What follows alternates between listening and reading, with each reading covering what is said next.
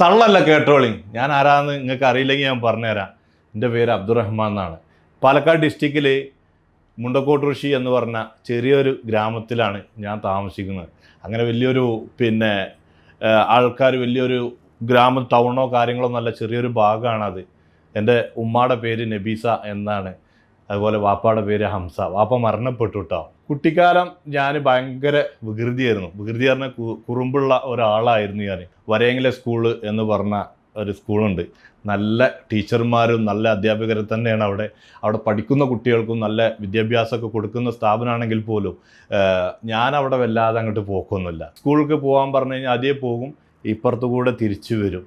കാരണം പന്ത് കളി, അതുപോലെ ക്രിക്കറ്റ് കളി, അതുപോലെ മാങ്ങക്ക് കല്ലെടുത്ത് എറിയുക, മാങ്ങ എന്തെങ്കിലും ഉണ്ടെങ്കിൽ പൊട്ടിച്ച് തിന്നുക, ചക്ക ഉണ്ടെങ്കിൽ അതൊക്കെ ഇതാക്കുക, അങ്ങനെയൊക്കെ രീതിയിൽ ഇങ്ങനെ പോകും. സ്കൂൾക്കൊന്നും വല്ലാത്ത രീതിയിൽ ഞാൻ പോയിട്ടില്ല. സ്കൂൾക്ക് പോകണ മടിക്ക് ഞാൻ ഇരുന്നിങ്ങനെ കരയുമ്പോൾ ഇമ്മ വന്നിട്ട് മേലത്ത് സമാധാനപ്പെടുത്തുന്നത്, ഉമ്മയുടെ കുട്ടി ഒരു പണി ചെയ്യേ, പോയിട്ട് ആ ഹാജർ കൊടുത്തിട്ടുണ്ട് പോകുന്നതാണ്. അപ്പോൾ ഞാൻ വളരെ സങ്കടത്തോടെ ഉമ്മാനോട് പറയുന്നറിയാം, 10 മണിക്ക് കഞ്ഞി കുടിച്ചിട്ട് പോന്നാൽ മതി ഉമ്മാന്ന്. ആ പറയുന്ന കാര്യം എന്താ അറിയോ, നല്ല അടിപൊളി പയർപ്പേരി ഉണ്ടാവും. ആ കഞ്ഞിയിൽ കണ്ടിട്ട് കലക്കിയിട്ട് കുടിക്കുമ്പോൾ അത് വേറെ ലെവല് വേറെയാണ്.